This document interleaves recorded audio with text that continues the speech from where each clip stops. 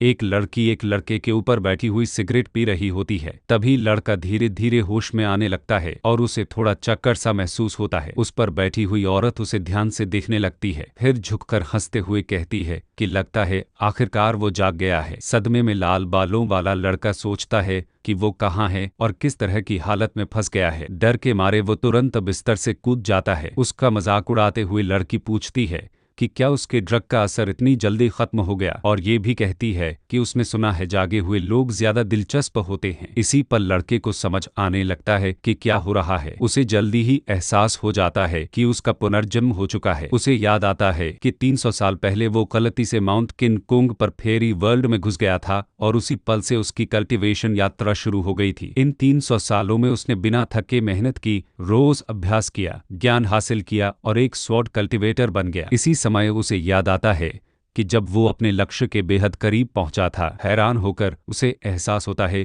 कि वो अनएक्सपेक्टेड तरीके से इटर्नल रियल्म हासिल करने में नाकाम रहा, और उसे लगता है कि उसने स्पेस टाइम का कॉरिडोर खोल दिया, जिसकी वजह से वो 17 साल की उम्र में वापस अर्थ पर लौट आया। हालांकि वो अपने सामने खड़ी औरत को बिल्कुल नहीं पहचानता और न ही समझ पाता है कि वो उससे क्या चाहती है। शरारती मुस्कान के साथ वो उसे डियर कहकर बुलाती है और कहती है कि शर्माने की जरूरत नहीं है और वापस बिस्तर पर आ जाए। थोड़ा शर्मिंदा महसूस करते हुए लड़का अपनी रोब पहनता है और उसे समझाता है कि शायद उनके बीच कोई गलतफहमी हो गई है। फिर ये कहते हुए कि वो जा रहा है, अचानक खड़ा हो जाता है। खींच भरे लहजे में लड़की उससे उसके फैसले पर सवाल करती है। अपना नाम ये चांगशी बताती है और ऐलान करती है कि वो उसे जाने नहीं देगी, ये जोड़ते हुए कि उसे देख पाना ही उसके लिए एक आशीर्वाद है। उसे पूरी तरह अनदेखा करते हुए लड़का बस पीठ फेर कर दरवाजे की तरफ बढ़ जाता है, लेकिन लड़की को उसका रवैया बिल्कुल पसंद नहीं आता। चालाकी से वो उस पर झपटती है और उसका हाथ पकड़ लेती है। उसी पल उसे एहसास होता है कि वो कितनी ताकतवर है। वो खुद को छुड़ाने की कोशिश करता है और तभी उसके हाथों से किसी तरह की एनर्जी निकलने लगती है। उसी क्षण लड़की समझ जाती है कि वो असल में कौन है, और लाल बालों वाला लड़का नोटिस करता है कि इस शरीर में कोई एनर्जी नहीं है। एक पल में लड़की खुद से भी अजीब सी एनर्जी निकालती है जो लड़के को उछाल कर दूर फेंक देती है। साइड में देखते हुए उसकी नजर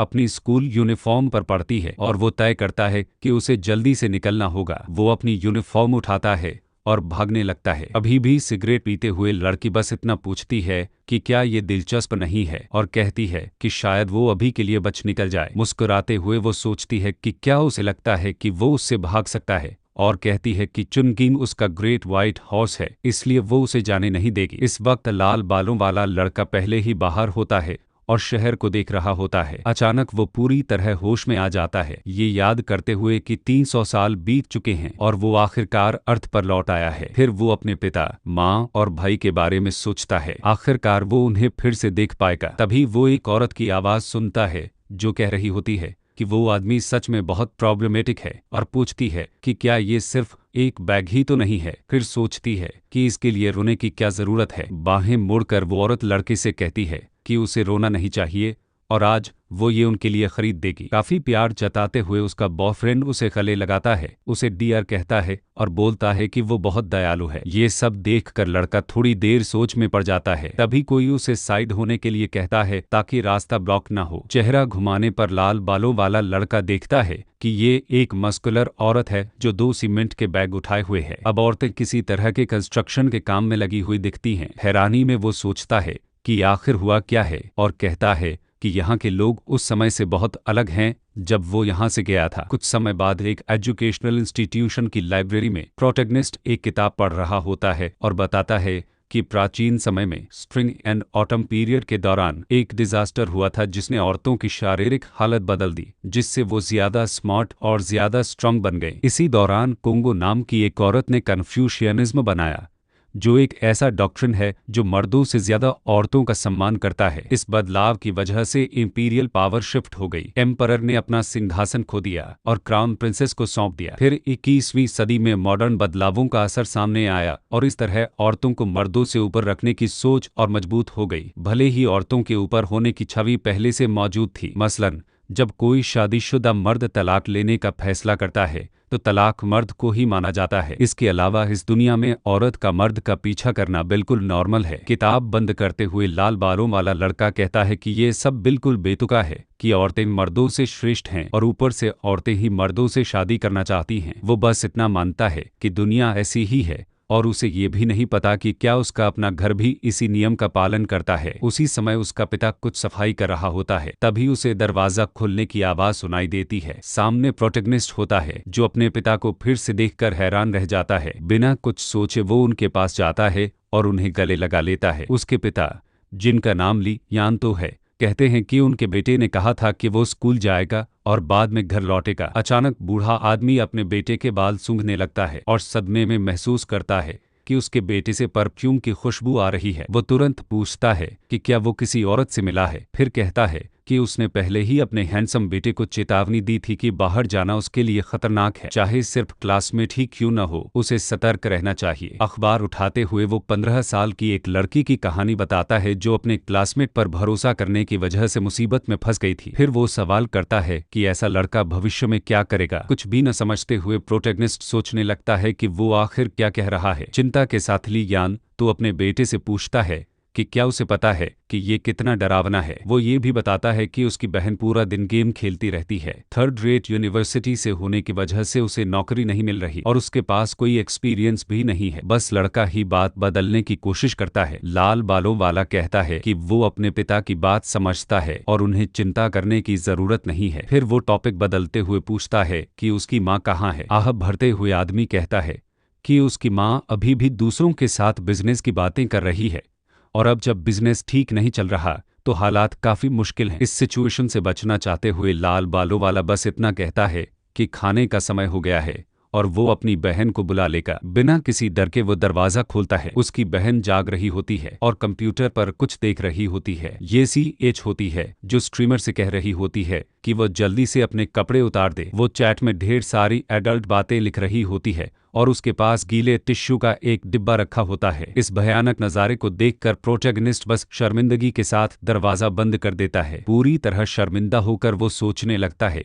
कि आखिर चल क्या रहा है और क्या कहीं ये सब एक सपना तो नहीं है। अचानक वो बहुत जोर से चिल्लाने लगता है। उसकी चीख सुनकर लड़की घबरा जाती है और कुर्सी से उछलकर खड़ी हो जाती है। गुस्से में वो पूछने लगती है कि हुआ क्या है। उसी पल वो अपने कमरे से बाहर आती है, किसी तरह के कपड़े पहने हुए। रात को वो बाहें मोड़े खड़ी होती है। बहन साफ तौर पर बहुत परेशान होती है। जब वो उसे असहज देखती है तो वो टिप्पणी करता है कि अब खाने का समय हो गया है और पूछता है कि क्या वो कोई एडल्ट मूवी देख रही थी। मुस्कुराते हुए वो जवाब देती है कि अब वो सब काम का नहीं रहा, अब लाइव स्ट्रीम्स ज्यादा बेहतर होती हैं, और बताती है कि वो बस एक मस्कुलर लड़के को देख रही थी जो लोगों को एंटरटेन कर रहा था। हालांकि वो अपने भाई को चेतावनी भी देती है कि ये सब उसके जैसे लड़कों के लिए नहीं है। राहत महसूस करते हुए वो घर में घूमने लगती है और हल्की हल्की धुन गुनगुनाने लगती है। उसके जवाब से हैरान होकर प्रोटैगनिस्ट बस हंस देता है। दिन के अंत में उसकी बहन आती है और कहती है कि वो दोस्तों के साथ डिनर पर जा रही है और देर से लौटेगी। फिर वो अपने पिता से 1000 येन मांगती है। चिढ़कर बूढ़ा आदमी पूछता है कि इसका क्या मतलब है। उसकी बेटी तर्क देती है कि वो दोस्तों के साथ वक्त बिताने जा रही है। ये सुनकर पिता पूरी तरह गुस्से में आ जाता है और उसे डांटता है। वो समझाता है कि पढ़ाई शुरू करना ज्यादा बेहतर है और जैसा कि उसके भाई ने कहा, अगर वो कम से कम आधी भी उसके जैसी अच्छी होती तो उन्हें इतना परेशान नहीं होना पड़ता। पैसे हाथ में लेकर लड़की पूछती है कि उसे उसके जैसा क्यों बनना चाहिए और ताना मारती है कि वो हमेशा मैन का फायदा उठाता है। फिर वो चुप हो जाती है, ये कहते हुए कि शायद वो आगे चलकर किसी अमीर औरत से शादी भी कर ले। अलविदा कहते हुए वो बताती है कि वो जा रही है, जबकि उसका पिता उसे डांटता रहता है कि सारे पैसे मत उड़ा देना। हीरो बस अपने पिता से पूछता है कि क्या उसे ऐसे ही जाने देना ठीक है। सेब खाते हुए उसके पिता बताते हैं कि वो एक औरत है और वो उसे वैसे नहीं रोक सकते जैसे उसे रोकते हैं, क्योंकि औरतों को हमेशा काम करना और पैसे कमाने होते हैं। हालांकि वो ये भी कहते हैं कि उसकी बहन का रवैया अच्छा नहीं है। सदमे में लड़के को एहसास होता है कि ये दुनिया सच में उल्टी है। उसी वक्त उसकी माँ काम से घर लौटती है। उसे बहुत याद करते हुए वो दौड़कर अपनी माँ को गले लगा लेता है। हैरान होकर औरत पूछती है कि क्या हुआ और ये भी पूछती है कि क्या उसके बेटे को पहले ही उसकी फ्रेंडशिप नहीं मिल गई। फिर वो उसके हाथ में कुछ पैसे थमा देती है। टूटे मन से प्रोटैगनिस्ट को याद आता है कि पहले वो इंटरनेट कैफे में खेलने के लिए अपनी माँ को बहला फुसलाकर 21 येन ले लिया करता था और अब वो पैसे ऐसे दे रही है जैसे कोई बात ही ना हो। पैसे लौटाते हुए वो अपनी माँ से कहता है कि उसे इसकी जरूरत नहीं है। हंसते हुए औरत कहती है कि वो रख सकता है। वो जोड़ती है कि उनका परिवार मुश्किल दौर से गुजर रहा है, लेकिन वो नहीं चाहती कि इसका असर उस पर पड़े, खासकर उसकी पढ़ाई पर, क्योंकि वो उसका सबसे बड़ा गर्व है। बात बदलते हुए वो अपनी बेटी चूषा के बारे में पूछती है। अभी भी चिढ़े हुए उसके पति बताते हैं कि माँ को उससे बात करनी चाहिए और बताते हैं कि लड़की अभी अभी बाहर गई है। पानी का गिलास उठाते हुए औरत कहती है कि उसकी बेटी वक्त बर्बाद कर रही है और उसे ऐसे नहीं पाला गया था, लेकिन वो जल्द ही समझ जाएगी। थोड़ा लाल होते हुए उसका पति भी मान जाता है और कहता है कि वो सही है। ये सब देखकर प्रोटैगनिस्ट और भी हैरान हो जाता है। वो सोचता है कि भले ही वो जानता है कि ये दुनिया उल्टी है, लेकिन अपने माता पिता को वैसा देखते हुए वो बर्दाश्त नहीं कर पा रहा। उसी पल औरत अपने पति को गले लगाती है और कहती है कि वो सही है और मर्दों की जिंदगी आसान होती है। वो समझाती है कि औरतों के लिए जिंदगी कहीं ज्यादा मुश्किल है, इसलिए उसे तब तक करने देना चाहिए जब तक वो खुद समझ न जाए। ये सब देखकर प्रोटैगनिस्ट को बहुत बुरा लगता है। कमरे से निकलते हुए वो ऐलान करता है कि वो अपने बेडरूम में जा रहा है। अपने कमरे में दाखिल होते ही वो देखता है कि कमरा काफी फेमिनिन स्टाइल में सजा हुआ है। कमरे में चलते हुए वो सोचता है कि क्या वाकई ये इस दुनिया में उसका कमरा है। इस दुनिया में जहां महिलाओं के अधिकारों को सबसे ऊपर रखा जाता है, परिवार हमेशा बेटियां चाहते हैं। सालों से यही नॉर्म रहा है, जिसकी वजह से दुनिया भर में महिला और पुरुष आबादी के बीच बड़ा अंतर पैदा हो गया है। नतीजतन देश में करोड़ों औरतें सिंगल रह जाती हैं। जो औरतें एक अच्छे मर्द से शादी करना चाहती हैं, उनके पास अपना घर और अच्छी कार होनी चाहिए, और जो मर्द हैंडसम होते हैं उनके पीछे औरतें खुद पड़ती हैं। इसी वक्त प्रोटैगनिस्ट आत्मविश्वास भरी मुस्कान के साथ अपनी मेज के पास जाता है और ऐलान करता है कि अपने लुक्स के साथ वो कई औरतों के लिए एक शानदार कैच है। फिर वो अपनी दराज खोलता है और सस्पेंस खत्म करता है। अंदर उसे कई सील किए हुए लव लेटर्स मिलते हैं। हैरान होकर वो सोचता है कि वो सच में स्कूल का हार्ट थ्रॉब है, प्रेप स्कूल का सबसे ज्यादा चाहा जाने वाला लड़का। बिस्तर पर लेटकर वो इसे एक श्राप मानता है और फैसला करता है कि उसे कल्टीवेशन करनी होगी और जितनी जल्दी हो सके इस दुनिया को छोड़ना होगा। मेडिटेशन करते हुए उसे एहसास होता है कि यहाँ की ऑरा बहुत रिच और स्ट्रांग है। अगर ऐसा है तो वो अपनी सारी ट्रेनिंग और वो स्किल्स भी वापस पा सकता है जो उसने अपने स्पेस-टाइम जर्नी के दौरान खो दी थी। वो ऐलान करता है कि उसे स्पेस-टाइम कॉरिडोर खोलना ही होगा ताकि वो अपनी असली दुनिया में लौट सके। बेताब होकर वो समझता है कि उसे इस रिवर्स वर्ल्ड से निकलना होगा और वो अब और इंतजार नहीं कर सकता। कुछ वक्त बीतता है और घर में रात हो जाती है। गोल्डन फ्रीडम जाओ की प्रैक्टिस के बाद उसकी पांचों इंद्रियां और तेज हो जाती हैं। आत्मविश्वास से भरा वो इस दुनिया से भागने की कोशिश करने का फैसला करता है। वो घर के चारों तरफ मौजूद एनर्जी पर फोकस करता है। उसे पता चलता है कि उसके पिता और माँ सो रहे हैं। फिर वो सोचता है कि उसकी बहन कहाँ है और क्या वो अभी तक लौटी नहीं है। हाथ चेहरे पर रखते हुए उसे याद आता है कि इस दुनिया में मर्दों और औरतों की भूमिकाएं उल्टी हैं, इसलिए किसी औरत का देर रात तक बाहर रहना हैरानी की बात नहीं है। फिर भी चिंता में वो अपनी बहन को कॉल करने का फैसला करता है। वो उससे पूछता है कि क्या हो रहा है। दूसरी तरफ से वो चीखते हुए कहती है कि उसकी बात सुने। फर्श पर घुटनों के बल बैठी दो औरतों द्वारा पकड़ी हुई वो बताती है कि वो मुसीबत में है। घबराया हुआ लड़का उससे पूछता है कि हुआ क्या। समझाते हुए वो कहती है कि उसके बिस्तर के नीचे एक काला बैग है जिसे उसे तुरंत लेकर आना होगा क्योंकि वो हाई स्ट्रीट के क्रिसेंट बार में है। होस्ट का फोन लेकर एक नीले बालों वाली औरत लड़के से कहती है कि अगर वो चाहता है कि उसकी बहन सुरक्षित रहे तो उसे बैग रूम 302 में लेकर आना होगा। नफरत भरी नजर के साथ प्रोटैगनिस्ट बस इतना कहता है कि वो ऐसा करेगा। कुछ समय बीतता है और सुबह हो जाती है। लाल बालों वाला लड़का खिड़की से घर छोड़ने के लिए तैयार होता है और ऐलान करता है कि वो ये सब होने नहीं देगा। बिल्डिंग के किनारे से फिसलते हुए वो कहता है कि कोई भी उसके परिवार से पंगा नहीं ले सकता। अतीत में सीखी हुई स्किल्स का इस्तेमाल करते हुए वो एक बिल्डिंग से दूसरी बिल्डिंग पर छलांग लगाता है और पल भर में क्रिसेंट बार के रूम 302 तक पहुंच जाता है। अंदर दाखिल होते ही वो अपनी बहन को उसके लिए चिल्लाते हुए देखता है। बिना किसी औपचारिकता के वो काला बैग सीधे मेज पर फेंक देता है और कहता है कि यही उनकी डिमांड थी, अब उसकी बहन को छोड़ दिया जाए। बाहें मोड़कर खड़ी बैंडिट लड़के से कहती है कि वो उसकी बात सुने और टिप्पणी करती है कि उसका चेहरा तस्वीरों से भी ज्यादा खूबसूरत है। पास आते हुए वो पूछती है कि उसकी उम्र क्या है। वो झट से जवाब देता है कि ये उसका मामला नहीं है। उसके जवाब से चिढ़कर औरत साफ तौर पर नाराज हो जाती है। साइड में देखते हुए उसकी नजर काले बैग पर पड़ती है। पास जाकर वो उसे खोलती है और अंदर ढेर सारा पैसा देखती है। पूरी तरह सदमे में उसकी बहन पूछने लगती है कि बैग में पैसे कैसे हो सकते हैं। जो उसने सुना उस पर यकीन न करते हुए प्रोटैगनिस्ट सोचता है कि क्या उसे सच में नहीं पता था कि बैग में पैसे हैं, और अंदाजा लगाता है कि ये कम से कम 1 मिलियन तो होंगे। घबराई हुई लड़की अपने भाई शू को पुकारती है और कहती है कि उसे सच में नहीं पता था कि बैग में पैसे हैं और शिया ने उससे बस थोड़ी देर के लिए इसे रखने को कहा था। बीच में टोकते हुए औरत उसे चुप रहने को कहती है और बोलती है कि उसे नहीं लगता कि उसमें उससे चोरी करने की हिम्मत है। फिर वो लिन पर आरोप लगाती है कि उसने उसकी जगह लेने की हिम्मत की और उसका पैसा तक चुरा लिया। पीछे मुड़कर वो लड़की से जाने को कहती है और चेतावनी देती है कि अपना मन बदलने से पहले चली जाए। नर्वस लड़की बस अपने भाई को गले लगाती है। जैसे ही वो जाने लगते हैं, नीले बालों वाली औरत उसे रुकने को कहती है। वो पूछती है कि किसने कहा कि उसका भाई भी जा सकता है। मीठी लेकिन ठंडी आवाज में लड़की सोचती है कि उसे पता था ये इतना आसान नहीं होगा। हंसते हुए नीले बालों वाली औरत कहती है कि उसका भाई हैंडसम और यंग है और वो उसके जाने से ठीक है, लेकिन उसे यहीं रहना होगा। चिढ़कर शिया कहती है कि वो उन्हें उसे छूने नहीं देगी। डरी हुई वो जीव से कहती है कि अपने भाई बहन को इन मामलों में मत घसीटो और जोर देकर कहती है कि उन्हें जाने दिया जाए। हंसते हुए औरत कहती है कि रहने वाली तो वही होनी चाहिए। शैतानी मुस्कान के साथ वो लड़की से कहती है कि वो आज़ाद है और जा सकती है, लेकिन उसे कड़ी मेहनत करनी होगी। बिना एक पल सोचे लड़की कहती है कि ठीक है, वो यही रहेगी। पीछे मुड़कर वो अपने भाई से कहती है कि वो पहले घर चला जाए और वो बाद में आ जाएगी। थोड़ी देर बाद वो कहती है कि किसी मर्द के लिए यहाँ रहना सुरक्षित नहीं है और वो खुद सब संभाल लेगी। लड़की का हाथ उसके रास्ते से हटाते हुए जियो अपनी बहन से पूछता है कि क्या उसे लगता है कि उसके पास कोई नैतिकता नहीं है। हाथ जेब में डाले आगे बढ़ते हुए वो शिया से पूछता है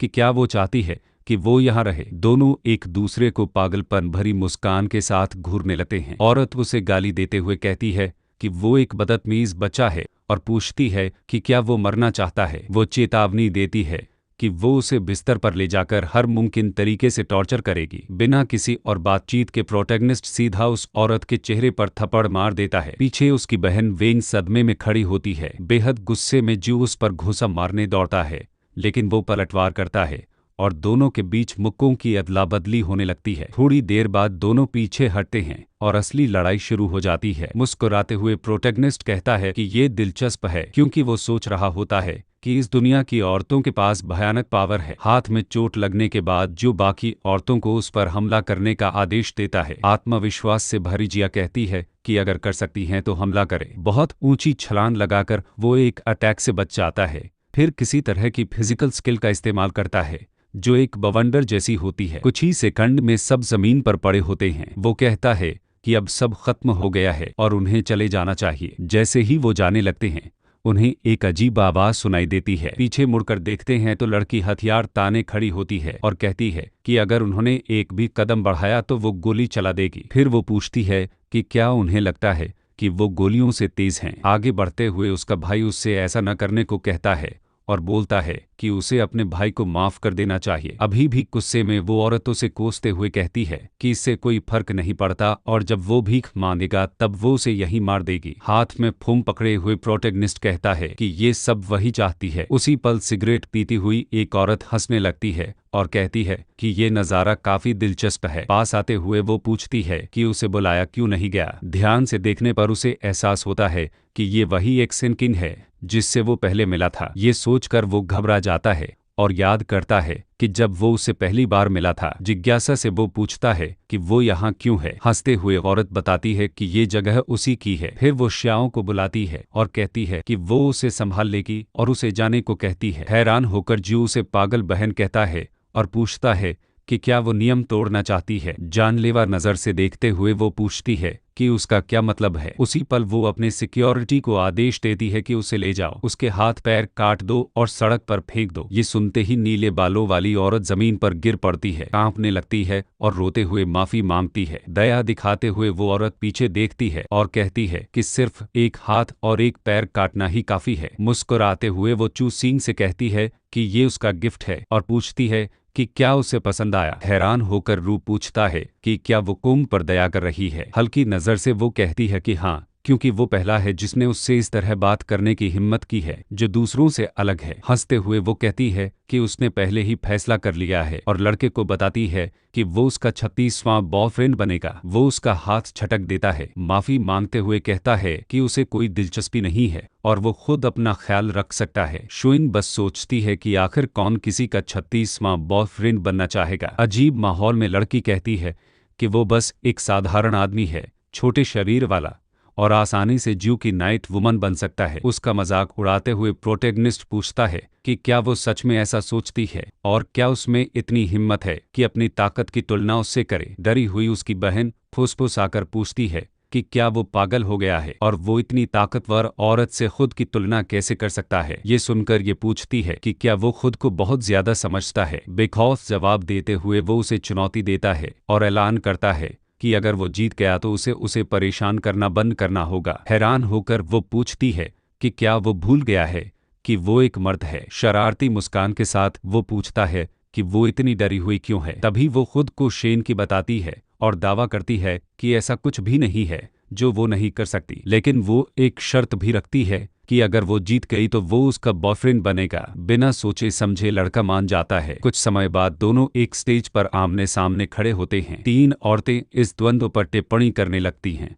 और उनमें से एक कहती है कि अगर वो होती तो लड़के के साथ आखिर तक खेलती। उसकी सहेलियां हंसने लगती हैं। ये सब सुनकर प्रोटैगनिस्ट सोचता है कि इस दुनिया में औरतें सच में ताकतवर हैं और मर्दों को बेकार समझती हैं। मुस्कुराते हुए लड़की चू से कहती है कि वो उसे मर्दों और औरतों के बीच का विशाल अंतर समझाएगी जो आसमान और जमीन जितना बड़ा है। फिर वो आर्म रेसलिंग मैच शुरू करने का फैसला करते हैं। आत्मविश्वास भरी मुस्कान के साथ औरत किसी तरह की अलौकिक एनर्जी छोड़ने लगती है। जूझते हुए उसे एहसास होता है कि वो बहुत ताकतवर है और इस दुनिया की औरतें वाकई असाधारण हैं। लेकिन फिर वो अपना हाव भाव बदलते हुए ऐलान करता है कि वो कोई साधारण इंसान नहीं है। दूसरी तरफ वो उसकी इस बदलाव को नोटिस करती है और अगले ही पल वो आर्म रेसलिंग मैच में उसे हरा देता है। वो पूरी तरह स्तब्ध रह जाती है। मुकाबला खत्म होने के बाद वो उसे याद दिलाता है कि वो जीत गया है और उसे उनकी शर्त नहीं भूलनी चाहिए। इसके बाद प्रोटैगनिस्ट अपनी बहन का हाथ पकड़ता है और दोनों वहां से चले जाते हैं। चारों तरफ लोग जो कुछ हुआ उस पर चर्चा करने लगते हैं। एक मर्द से हारने के बाद गुस्से में भरी एक गार्ड आगे बढ़ती है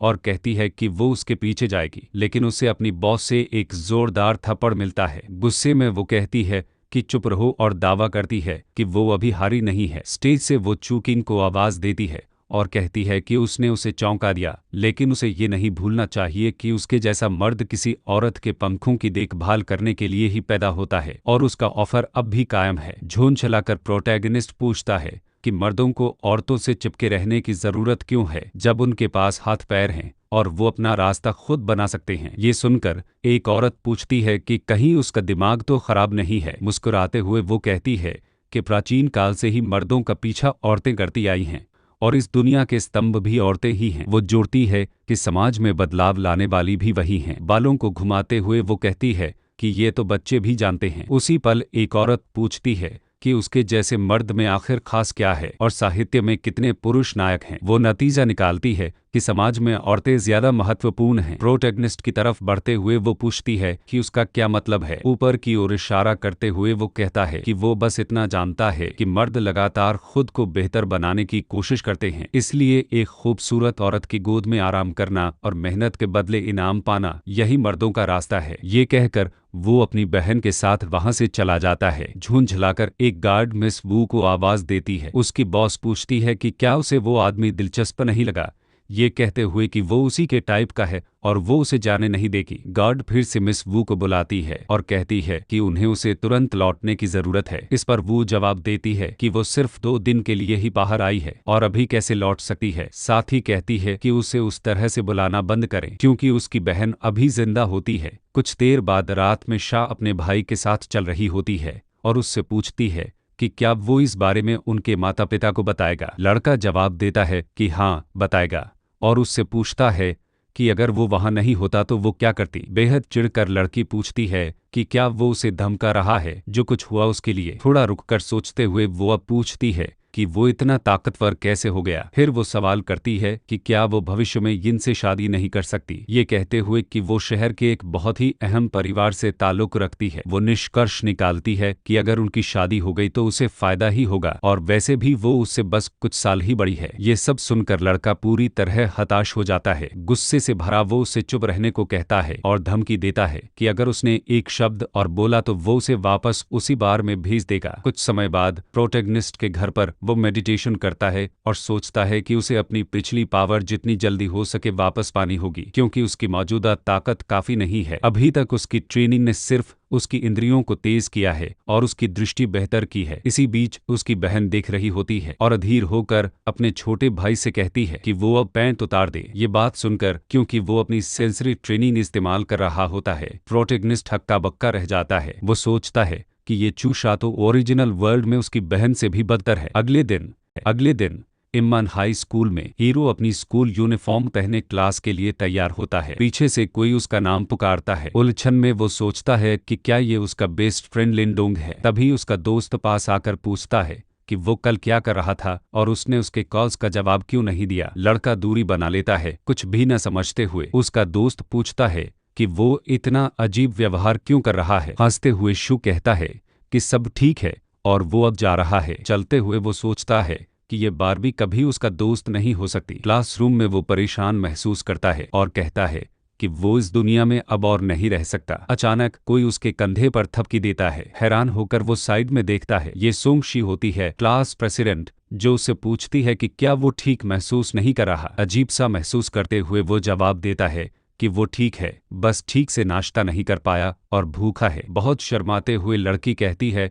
कि अगर वो चाहे तो उसके पास खाने के लिए कुछ है, और उसे याद दिलाती है कि यूनिवर्सिटी एंट्रेंस एग्जाम करीब है, इसलिए उसे ठीक रहना चाहिए। पीछे से कोई चश्मा पहनी लड़की उससे सवाल करती है कि वो उससे बात करने की हिम्मत कैसे कर रही है और क्या उसे कोई दिक्कत है। ये चूंकि एक और क्लासमेट होती है, वो तुरंत लड़के के पास आकर पूछती है कि क्या उसने कल लव लेटर पढ़ा था। बिना सोचे समझे प्रोटैगनिस्ट उसके सीने पर घूंसा मार देता है और उसे पीछे हटने को कहता है। उसकी ताकत देखकर सब दंग रह जाते हैं। गुस्से में लड़की पूछती है कि वो खुद को समझता क्या है और कहती है कि वो सिर्फ एक मर्द है। फिर वो उसके चेहरे पर घूंसा मारने की तैयारी करती है, लेकिन तभी कोई बीच में आकर उन्हें तुरंत रुकने को कहता है। ये याओ होता है, चिंग का भाई। बुली उसे देखकर हैरान हो जाती है और पूछती है कि वो यहाँ क्या कर रहा है। जवाब में वो बस इतना कहता है कि वो चली जाए, इससे पहले कि उसका सब्र टूट जाए। भागते हुए बुली कहती है कि वो सिर्फ इसलिए जा रही है क्योंकि वो वाइट चिंग का भाई है। फिर माँ चिंग का भाई चू से कहता है कि उसे उससे कुछ बात करनी है और पूछता है कि क्या उसके पास थोड़ा वक्त है। कुछ देर बाद दोनों स्कूल की छत पर होते हैं। माफी मांगते हुए माँ कहता है कि उसे कल के लिए बहुत अफसोस है और उसने अपनी बहन के साथ जो हुआ उसके बारे में सुना है। वो बताता है कि जब उसने किसी को उसे लेने भेजा था तब उसका लोकेशन ट्रैक नहीं कर पाया। फ्लैशबैक में प्रोटैगनिस्ट वे फैमिली हाउस के सामने खड़ा होता है। माँ अपनी बहन से लड़के को घर छोड़ने के लिए कहता है। कार के अंदर वो उसे पानी ऑफर करती है और कहती है कि उसके पास और कुछ नहीं है, लेकिन अगर उसे प्यास लगी है तो वो यही पी ले। प्रोटैगनिस्ट बिना हिचक पी लेता है। उदास होकर माँ फिर से माफी मांगता है और कहता है कि अगर उसे पता होता कि उसकी बहन ऐसा करेगी तो वो उसे ड्राइव करने के लिए कभी नहीं कहता, लेकिन शू से भूल जाने को कहता है। उस पर ज्यादा मत सोचने और खुद को दोषी न मानने को कहता है। फिर सुझाव देता है कि क्लास खत्म होने के बाद वो वापस अंदर चले। क्लास के बाद सब निकलने लगते हैं। साइड में देखते हुए लड़का एक कार को अपनी तरफ आते हुए देखता है। ये याओ की बहन होती है जो उसे कार में बैठने को कहती है। शक में वो पूछता है कि वो ऐसा क्यों करे और सोचता है कि वो उसका पीछा क्यों कर रही है। मुस्कुराते हुए औरत बस उसे उसके परिवार के बारे में सोचने की चेतावनी देती है। मजबूर होकर वो कार में बैठ जाता है। लड़की कहती है कि उसे यही तरीका पसंद है और उसे हैंडसम कहकर बुलाती है। से चेतावनी देता है कि उसने उसके परिवार को बीच में लाकर बहुत बड़ी गलती की है। रिवर्स कार्ड खेलते हुए लड़की कहती है कि शायद वो इसे धमकी के तौर पर नहीं कह रही थी, लेकिन हीरो जवाब देता है कि चाहे धमकी हो या न हो उसे इसका जिक्र करने की जरूरत नहीं थी। अचानक वो कार में लटका हुआ किसी तरह का क्रिस्टल तोड़ देता है। लड़की के पास झुकते हुए वो कहता है कि उसे समझना चाहिए कि उसे धमकाने की हिम्मत करने के क्या नतीजे होते हैं। घबराकर वो समझाती है कि ये कोई धमकी नहीं है और वो सच में उसकी बहन और माँ की मदद कर सकती है। वो जोड़ती है कि उसे पता है कि उसकी फैमिली कंपनी हाल ही में दिक्कतों से गुजर रही है। शैतानी मुस्कान के साथ लड़का पूछता है कि क्या उसे उस पर दया आ रही है। वो जवाब देती है कि वो ये सिर्फ एक बार कहेगी और बताती है कि वो उसका पीछा कर रही है। वो सुझाव देती है कि वो दोस्त के तौर पर शुरुआत करें और वो उसके परिवार के बिजनेस प्रॉब्लम संभाल लेगी। ये सुनकर चू पीछे हटता है और आराम से कहता है कि ठीक है, वो दोस्त बन सकते हैं। शक भरे लहजे में वो कहता है कि अगर यही उसका इरादा था तो उसे फिर से उसके साथ खिलवाड़ नहीं करना चाहिए। चिढ़कर वो ये को तुरंत जाने को कहता है। कुछ देर बाद लड़की प्रोटैगनिस्ट को कॉल करती है और कहती है कि उसे उससे कुछ पूछना है। तीखी नजर से वो पूछती है कि क्या वो प्राचीन मार्शल आर्ट्स का अभ्यास करता है। हीरो तुरंत जवाब देता है कि नहीं। तब औरत कहती है कि उसे पता है कि वो अपनी ताकत के बारे में झूठ बोल रहा है और वो दूसरे मर्दों जैसा नहीं है। वो बताती है कि उसने उसके और उसके परिवार के बारे में जांच पड़ताल की है। वो निष्कर्ष निकालती है कि अगर वो पूछे भी तो वो जवाब नहीं देगा क्योंकि ये जरूर कोई सीक्रेट है। ये सुनकर हीरो चुप रहता है। तभी साइड में देखते हुए उसे एक ट्रक आता हुआ दिखाई देता है। उसके पास बस सावधान चिल्लाने का ही वक्त होता है, लेकिन दुर्भाग्य से ट्रक कार से सीधे टकरा जाता है। जोरदार टक्कर से जिस कार में प्रोटैगनिस्ट होता है वो हवा में उछल जाती है और सड़क पर उल्टी गिरती है। बुरी तरह घायल होकर वो पूछता है कि क्या शी ठीक है। इस दौरान उसने अपने शरीर को ढाल बनाकर उसे बचा लिया होता है। हैरान होकर उसे एहसास होता है कि वो जख्मी है। दृढ़ निश्चय के साथ शू लड़की को कमर से उठाता है और कार का दरवाजा तोड़ देता है। फिर वो कहता है कि उन्हें दोनों को कार से बाहर निकलना होगा। बाहर निकलते हुए उसे अपनी बाहों में उठाए हुए लड़की कहती है कि वो बहुत ज्यादा घायल है और उन्हें तुरंत अस्पताल जाना चाहिए। लेकिन प्रोटैगनिस्ट पूछता है कि वो क्या कह रही है और क्या उसे लगता है कि सब खत्म हो गया है। उसी पल कई लोग उनकी तरफ बढ़ते हैं। ये बेसबॉल बैट पकड़े औरतों का एक समूह होता है। आगे बढ़ते हुए उनकी लीडर पूछती है कि उन्होंने उसके मर्द को चोट पहुंचाने की हिम्मत कैसे की और ऐलान करती है कि वो उन सबको मार डालेगी।